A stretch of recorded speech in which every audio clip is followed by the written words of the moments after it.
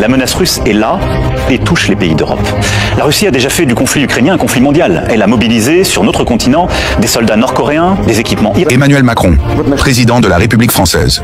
Je me permets de m'adresser à vous aujourd'hui dans un contexte extrêmement grave. Un moment où vos actions peuvent déterminer l'avenir non seulement de votre nation, mais de l'Europe et du monde entier. Il semble que vous ayez pris la décision, de manière imprudente et précipitée, d'annoncer que la France serait prête à envoyer des troupes en Ukraine. Cette déclaration, si elle est mise en œuvre, pourrait avoir des conséquences incalculables et dramatiques. Je tiens à être clair et sans ambiguïté dans ce message. La Russie considère toute ingérence étrangère dans cette région comme une violation directe de nos intérêts vitaux. L'Ukraine, tout comme les autres pays voisins, doit comprendre que la sécurité de la Russie est un principe non négociable. Vous semblez ignorer ou minimiser les conséquences d'une telle décision. Vous vous apprêtez à prendre une route qui pourrait mener à un conflit ouvert et la France en subira les répercussions, tout comme l'Europe entière. La Russie, que vous connaissez bien, est une grande puissance militaire et stratégique. Vous savez également que nous ne tolérerons pas l'ingérence étrangère dans nos affaires internes, ni les tentatives de renverser l'équilibre géopolitique qui a été soigneusement établi au fil des décennies. Les implications d'une intervention militaire française en Ukraine ne seront pas limitées à cette région. Elles risquent de provoquer une guerre à l'échelle européenne, voire mondiale. Une telle escalade, Emmanuel Macron, pourrait plonger l'ensemble du continent dans un tourbillon de violence, de souffrance et de destruction. Je vous conseille donc de prendre en compte l'énormité de ce que vous êtes sur le point de déclencher. Je suis parfaitement conscient que vous vous présentez comme un défenseur des principes européens, mais en prenant ce genre de mesures, vous allez contre l'esprit même de la diplomatie et du dialogue. Votre décision de soutenir l'Ukraine en envoyant des troupes en guerre pourrait être perçue comme une provocation délibérée, un acte de défiance envers la Russie. L'histoire d'Emmanuel Macron nous montre que les conflits en Europe ont des répercussions qui vont bien au-delà de ce que l'on imagine dans un premier temps. La France, de par sa position stratégique et son poids militaire, doit absolument éviter de se retrouver entraînée dans une guerre qui ne concerne en rien ses intérêts directs. Permettez-moi de vous rappeler que la Russie, dans son engagement envers la paix et la stabilité mondiale, a toujours cherché à résoudre ce conflit par la voie diplomatique. Cependant, il est essentiel de comprendre qu'il existe des lignes rouges que nous ne permettrons pas d'être franchies.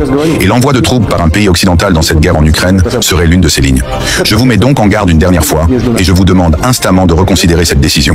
Vous êtes à un tournant et le chemin que vous choisissez de suivre sera déterminant non seulement pour votre nation, mais pour l'avenir de toute l'Europe. Vous avez la possibilité de choisir la voie de la sagesse, de la diplomatie et de la négociation, ou de vous lancer dans une aventure dangereuse, dont les conséquences pourraient être catastrophiques. Votre position actuelle n'est pas seulement risquée pour la France, elle est risquée pour l'avenir de l'Europe et pour la paix dans le monde. Un affrontement direct avec la Russie serait un échec pour la diplomatie européenne et une victoire pour la guerre, l'instabilité et la destruction. Il n'est pas trop tard pour changer de cap. Vous pouvez encore choisir la voie de la paix et de la négociation, et je vous exhorte à le faire. Je vous le dis clairement, ce sera votre dernière chance de rectifier votre position avant qu'il ne soit trop tard. La Russie ne restera pas passive face à cette menace, et la guerre que vous semblez préparer pourrait bien engloutir l'ensemble de l'Europe dans une nouvelle ère de conflits et de souffrance. Ne sous-estimez pas les conséquences de vos actes. Le monde est sur un fil tendu. Vous pouvez encore faire le choix de l'apaisement, du dialogue et de la raison. Mais si vous persistez dans cette voie, il sera trop tard pour revenir en arrière. À l'attention des forces de l'OTAN, et en particulier de la République française. La patience de notre nation a des limites. Nous avons observé avec gravité vos ingérences continues dans le conflit entre la Fédération de Russie et l'Ukraine. Vous prétendez œuvrer pour la paix, mais vous n'êtes que les pyromanes d'une guerre que vous refusez d'assumer. L'Ukraine, depuis des années, a provoqué, insulté et menacé la Russie. Elle a persécuté les populations russophones, trahi les accords de paix et permis l'installation de bases étrangères aux portes de Moscou. Cette guerre, vous l'avez alimentée, vous l'avez voulue. Et maintenant, vous continuez. Envoi d'armes, soutien financier, mercenaires sous couvert d'aide humanitaire. Assez. La Corée du Nord, alliée indéfectible de la Russie, vous adresse un ultimatum clair. Cessez toute forme d'aide, directe ou indirecte, à l'Ukraine. Vous avez encore une chance d'éviter une escalade incontrôlable. Si vous persistez, nous ne resterons plus silencieux. Nous avons les moyens d'agir et nous agirons. Le moment est venu pour l'Occident d'assumer ses responsabilités. La paix est encore possible. Mais si vous continuez à souffler sur les braises, alors ne soyez pas surpris par l'incendie qui viendra.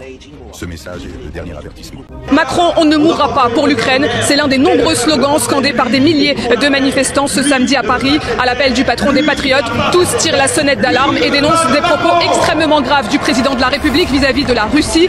Un discours va-t-en-guerre qui met en danger la France et le peuple français, dit Florian Philippot. Macron, plus la paix en Ukraine est possible, et on voit qu'elle devient possible, plus lui fonce vers la guerre.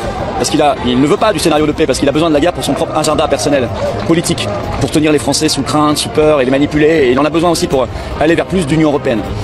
Et donc là, il a franchi un cap délirant avec son allocution l'autre soir télévisée où il a voulu vraiment faire peur aux Français et commencer à parler d'envoi de troupes françaises en Ukraine et puis de défense européenne, de transfert de la dissuasion nucléaire. On a franchi un cap dans la folie, dans le danger. Et ça doit, tous les Français attachés à la paix, ça doit vraiment nous interpeller parce que l'heure est grave et il faut vraiment se lever là, il faut vraiment se lever. En fait, Macron est en train de déconsidérer complètement le pays, il est en train de nous faire passer pour un état voyou, où nous en sommes, avec Macron et avec ce mythe dangereux de la solution européenne, toujours la solution par l'Europe. Ça nous amène concrètement à ça. Alors vous savez, on nous a dit pendant des décennies l'Europe c'est la paix. Excusez-moi, hein, là tout le monde est en train de comprendre que l'Europe c'est la guerre. Et c'est pour ça qu'il faut quitter l'Union européenne. Partager la dissuasion nucléaire française avec d'autres pays européens, c'est non pour les manifestants qui se trouvent derrière moi. Utiliser l'épargne des Français pour financer la guerre, c'est non. Mourir sur le front pour l'Ukraine, c'est encore non. Tous appellent à la destitution d'Emmanuel Macron, qui ne semble plus apte mentalement, d'après eux, à exercer la plus haute fonction de l'État. Tout ça, c'est de la foutaise à un moment donné. Que Emmanuel Macron a une diplomatie d'enfant de maternelle et qu'à un moment donné, il n'a absolument aucune idée de ce qu'il fait et ça ne l'intéresse pas. Et pour preuve, il a supprimé le corps des diplomates. Il l'a supprimé. Nous avons affaire à un enfant capricieux. Pourquoi est-ce qu'Emmanuel Macron prend la parole en ce moment pour être un chef de guerre alors que la paix est en train d'être dessinée? La paix, c'est toujours fragile. C'est pas simple. Moi, je veux bien qu'on me dise qu'il y a un envahisseur, tout ça, on peut le dire. On peut le dire. La réalité, c'est un tout petit peu plus complexe quand même. Et que simplifier les choses à outrance pour faire peur, ça, c'est terrible quand même. Jamais été. C'est un incompétent, un fou, un vrai fou, bon pour l'asile. Purement et simplement. Il n'a jamais été compétent et de toute façon il est arrivé là grâce à ses amis qui l'ont placé là tout simplement parce que pour eux c'est un pion, ni plus ni moins.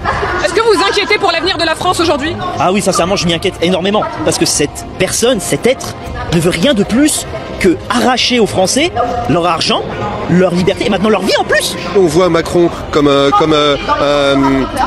valet au service d'une oligarchie. En fait, il fait très bien son travail et donc il donne une réponse appropriée aux volontés mondialistes. Et donc ça c'est une première chose. Deuxième chose, il est peut-être dans une phase où vu ce qui se passe au niveau personnel et vu les tensions, il perd un petit peu la main sur un certain nombre de sujets. Il veut essayer de récupérer la main et ça c'est aussi un outil à titre personnel pour reprendre la main dans la sphère internationale. Ces manifestants pointent également du doigt l'inaction de l'opposition politique compte tenu de la gravité de la situation avec ces discours qui se multiplient de la part du président de la République et des membres de son gouvernement relayés par les médias mainstream et qui préparent clairement les Français à une éventuelle guerre contre la Russie. Ces manifestants déplorent aussi que leur avis ne soit pas directement pris en compte via un référendum. Quoi qu'il en soit, ils annoncent qu'ils continueront à manifester tant que la situation l'exigera. Ils appellent l'ensemble des Français à rejoindre ce mouvement parce que, disent-ils, il en va de l'avenir de la France.